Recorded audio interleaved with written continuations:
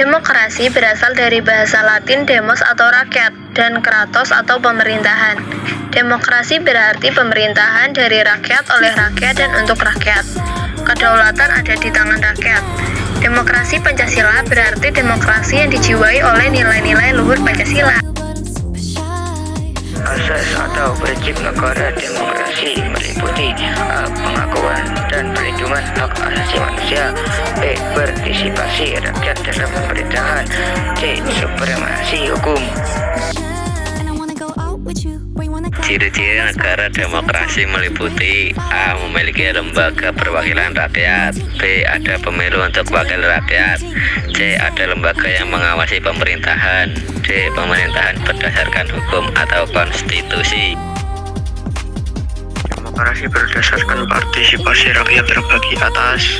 A. Demokrasi langsung adalah demokrasi yang mengikut sertakan setiap warga negaranya untuk bermusyawarah dalam menentukan kebijakan umum negara. B. Demokrasi tidak langsung adalah demokrasi yang dilaksanakan melalui sistem perwakilan. Demokrasi jenis ini diterapkan atas pertimbangan kenyataan suatu negara dengan jumlah penduduk yang besar, wilayah yang luas, dan permasalahan yang semakin kompleks.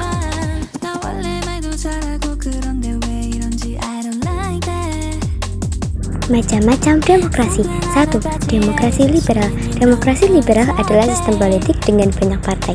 Kekuasaan politik berada di tangan politisi sipil yang berpusat di parlemen. 2. Demokrasi sosialis. Demokrasi sosialis adalah sistem demokrasi yang mengutamakan kepentingan bersama dengan mengabaikan kepentingan pribadi. 3. Demokrasi Pancasila.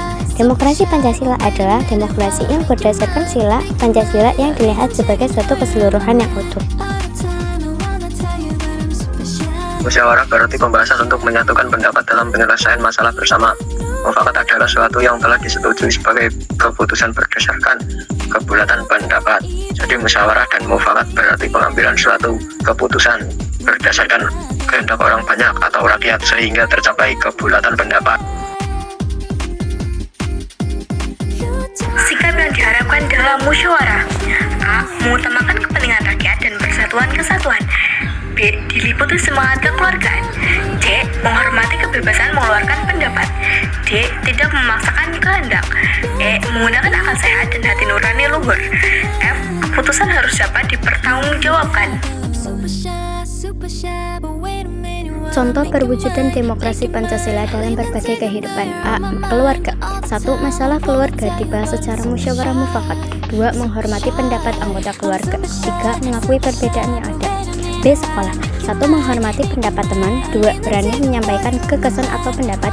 3. Pemilihan ketua kelas atau OSIS.